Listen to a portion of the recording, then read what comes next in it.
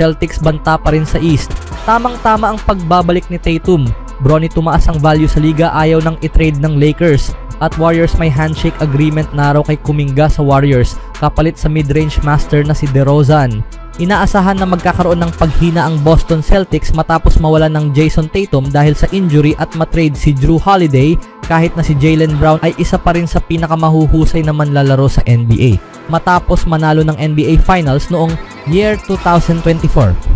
Isang matinding Achilles tear kay Jason Tatum ang pumigil sa Boston Celtics na makapasok ng malayo sa playoffs upang sanay maulit ang tagumpay. Dahil wala ang kanilang star player para sa susunod na season at patuloy na nakaambang sa ikalawang apron sa salary cap, nagpasya ang Boston na ibenta ang ilang mga piraso habang maaari pa. Inaasahang aako si Jaylen Brown sa kawalan ni Tatum.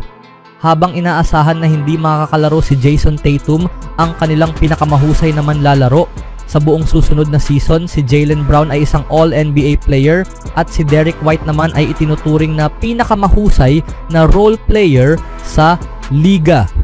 Bukod pa dyan, sina Anthony Simons, Sam Hauser at Peyton Pritchard ay pawang mga dekalidad na manlalaro.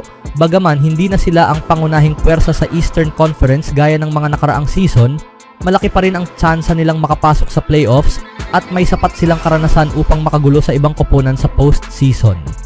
Umaasa akong manalo, sabi ni Brown sa panayam ni Jorge Quiroga ng Marca. Umaasa akong maabot ang aking buong potensyal, makinabang sa mga maiaambag ng aking mga kakampi, maging mabuting kakampi, tulungan ang mga nasa paligid ko na gumaling, manalo ng mga laro at tingnan kung ano ang mangyayari. Sa pamumuno ni Brown at sa solidong support cast sa paligid niya, maaaring masabing humina ang Celtics, pero malayo sila sa pagiging tapos na. Kaya pa ring makipagkompetensya ang Boston Celtics kahit wala si Tatum. Ang karaniwang recovery time para sa torn Achilles ay 1 taon, bagamat si Kobe Bryant ay nakabalik mula sa parehong injury sa loob lamang ng 8 buwan noong noong year 2014. Mas bata si Tatum kaysa kay Bryant noong panahong iyon at siya ay mas maaga sa inaasahang recovery. May magandang balita tungkol kay Jason Tatum ayon kay Ramona Shelburne ng ESPN. Nakakalakad na siya, wala na siya sa boot, nakakalakad na ulit. Sinabi niyang 6 na araw sa 1 linggo siyang nagre-rehab. Sa tingin ko ahead of schedule siya sa pagbabalik niya. Kung makakasunod si Tatum sa timeline ni Bryant, maaari siyang makabalik bandang Pebrero at maaaring makuha pa ng Celtics ang home court advantage. Sa ngayon, ang tanging inaasahang malalakas sa East ay ang Cavaliers, Knicks at Magic at kayang-kaya ng Boston na lampasan ang mga tulad ng Hawks, Bucks at Pistons. Habang si Tatum ang pinakamahusay na manlalaro ng Boston, si Brown ang umangat sa year 2024 Conference Finals at NBA Finals at posibleng magawa niya ito muli. Anong masasabi niyo sa Celtics next season, mga kaibigan? Sa ibang balita naman, mukhang nakagawa si Bronny James ng malaking hakbang sa kanyang pag-unlad at maaaring kailangang baguhin ng Los Angeles Lakers ang kanilang mga plano base sa kanyang tagumpay. Noong panahong iyon, mukhang maayos ang samahan ni na LeBron at ng Lakers at ang pagdagdag kay Bronny ay lalo pang nagpapatunay na si James ang sentro ng mga plano ng Lakers. Ilang buwan matapos nito, kinuha ng LA si Luka Doncic sa isang blockbuster trade at tuluyang siya ang naging bagong mukha ng prangkisa, pumalit kay James. Bilang resulta, naging sentro ng mga usapang trade ang nakatatandang James at ang paunang inaasahan ay maisasama si Bronny na may medyo malilimot na rookie season sa trade kasama ng kanyang ama. Gayunpaman, nagtagumpay si Bronny sa Summer League team ng Lakers at maaaring naitatag niya ang sarili bilang isang mahalagang bahagi ng team na bumabasag sa matagal ng paniniwala. Nagpakitang gilas si Bronny James ngayong summer. Sina Bronny at Cooper Flagg ang dalawang pinakakilalang manlalaro sa 2025 Summer League at kahit mas mahusay ang ipinakita ni Flagg, nagawa pa rin ni Bronny na magpakita ng sapat na pag-unlad upang patahimikin ang karamihan sa kanyang mga kritiko. Hindi inaasahan na magiging star si James para sa Lakers sa susunod na season, ngunit tila napatunayan na niya ang halaga niya bilang bench player, lalo na sa depensa. Bagaman may kakulangan pa sa kanyang shooting, posible siyang maging produktibong manlalaro. Maaring ayaw na siyang pakawalan ng Lakers habang tumataas na ang halaga nito sa liga. Ipinakita ni Bronny na kaya niyang maging isang solidong facilitator at above average defender at sa edad na 20, malaki ang posibilidad na lalo pang uunlad ang kanyang scoring. Isa lamang si Bronny sa dalawang manlalaro ng Lakers na nasa ilalim ng 23 taong gulang at habang binabago ng Los Angeles ang direksyon upang bumuo ng team sa paligid ni Doncic, ang isang batang abot kayang defender ay eksaktong uri ng manlalarong nais nilang manatili sa lungsod. Kaya kahit magpasya si LeBron na tapusin ang kanyang karera sa ibang koponan, maaaring manatili pa rin si Bronny sa purple and gold.